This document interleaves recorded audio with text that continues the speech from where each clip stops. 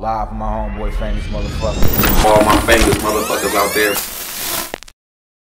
So what was it like meeting one of the city girls? Am I a city girl now? I didn't know I was. Did I get inducted into the Hall of Fame for city girls? Maybe. You said when you get too close, that just rubs off on you. You know what I'm saying? Damn, I'm a city girl now, famous. Damn, that's crazy. No, being able to connect. I didn't get to like necessarily speak to JT, but Young Miami definitely showed love. Of course, you seen the pics with me, her, and sis. You know, and she stopped for a little bit just to talk to us. But the DJ, you know what I'm saying? Shout out to Fat Boy Rhymer, you know what I'm saying, for showing so much love. Like, he shouted me out. You know, we gave him a towel because he was up there sweating when he got off stage. And so that was my ample opportunity just to introduce myself. And he received it with love, you know what I'm saying? And so shout out to Fat Boy Rhymer. Shout out to the city girls, though, because, man, they showed love. But bringing my girls up there, Jada and Chancey did they one too, you know what I'm saying? The Fire Gang girls, you know what I'm saying? They did their thing, you know?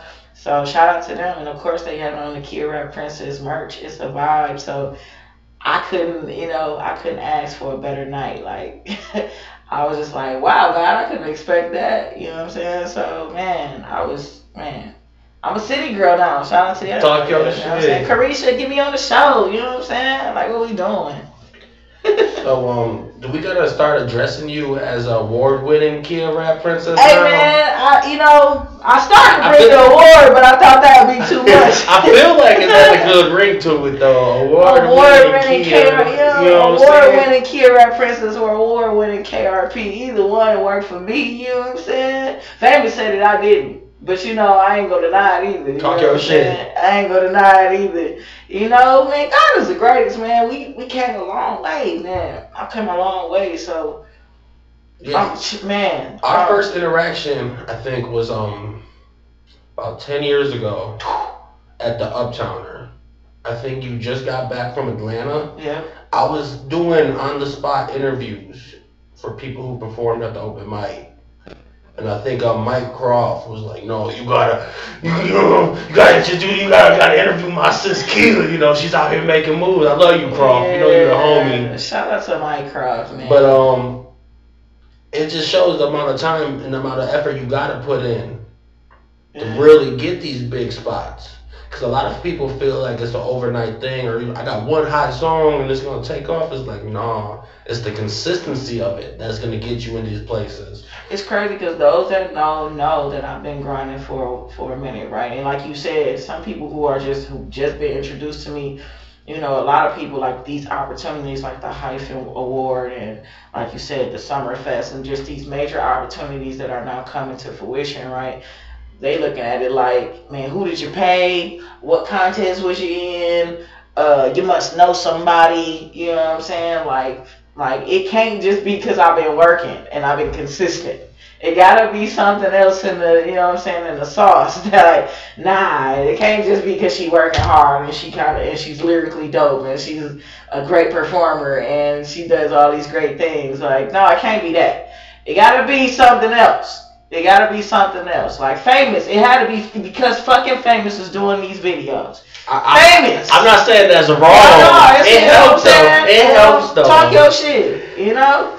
I'm just saying, like, you know, to anybody who feel like, first off, man, check yourself. Like I said, I was gonna try to keep it humble, but I'm on my shit today.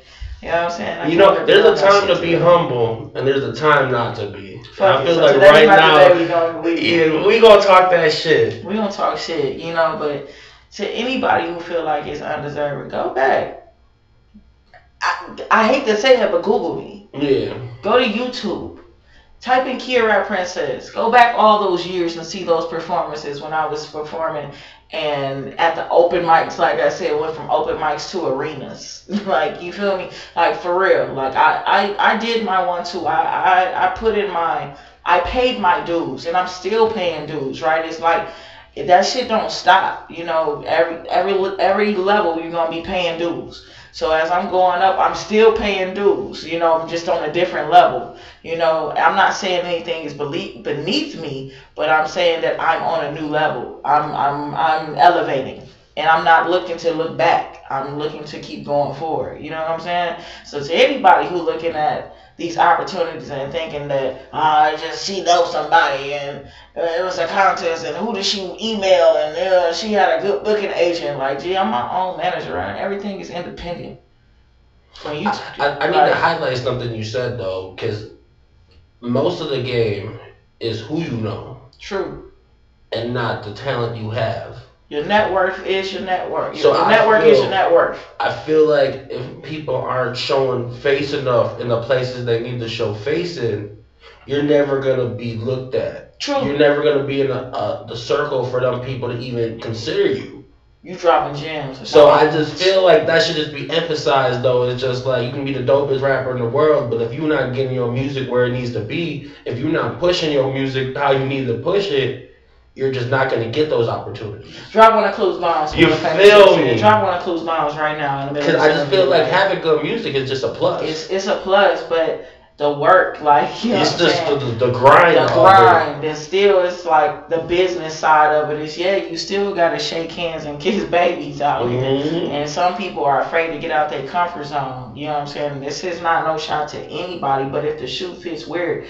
For instance, my father always say, you throw a rock in a crowd of dogs, the one that bark is the one that it hit. So if you take any offense to what I'm about to say or anything in this interview, then that was meant for you, my boy or my girl. You know what I'm saying? So, yes, you got to get out your comfort zone. You can't be afraid to go mingle on the south side. You can't be afraid to go and do a show on the east side. You can't be afraid to go to Appleton, to go to Green Bay, to go out of state, to go to Iowa, to go to Michigan, to go to Atlanta, to go to New York, to go to Cali. I'm just naming a few places that I've been, you know what I'm saying, and have went even when they wasn't paying me. You know what I'm saying? Let's emphasize that too right there. Go ahead. You gotta if you just emphasize. Talk your shit that we can't. There's no right or wrong way to say it at this point. You were going to places because you believed in yourself and you were betting on yourself. True. That's the thing is you really gotta bet on yourself. True. You know. You got scared money don't make no money. True. The Bible says a prophet is not respected in their own home. Right? Even the Quran speaks about that too. To anybody who believes that's a gem right there. That's a gem. Drop one of Clue's bombs for the Bible and the Quran. You know what I'm saying? for that great gem right there. But for real, like once I understood that, it was like you have to implode your city. A lot of times people and as much as people look at Atlanta and New York and they say they stick together. They have some of the same things going on that we have in our city. Oh, that's every city. Like sure. It just looks like that. Like this person likes that person, and they pull each other up in a sense, right? But they still have it. Like you got to think about Atlanta. Look how many people move to Atlanta for opportunities, right? So people who are already living there, they got to fight just as harder just to get some type of traction going on. Because now, where it used to be a pond of us, there is now a sea of rappers or a sea of artists, a sea of actors and actresses who wants to, get on now. And it ain't just you and your city, right? So I always had the notion, like, even in my city, right, we used to, and still do, a lot of people feel like we're a crab in a bucket type of city, you know what I'm saying? Like, as soon as they get up to a certain level, we quick to try to pull them down with our words, with our, you know what I'm saying, with our lack of support, whatever, like, because we feel like, a lot of people feel like, why them, not me, right? But that's the wrong attitude to have, especially when you ain't even been working as hard as that person. Like, clap for that, man, clap for them. Like, that's why I could clap for Lakia. I could clap for K Camp. I could clap for Rico Love. I could clap for even a Wave Chappelle. Shout out to Wave Chappelle.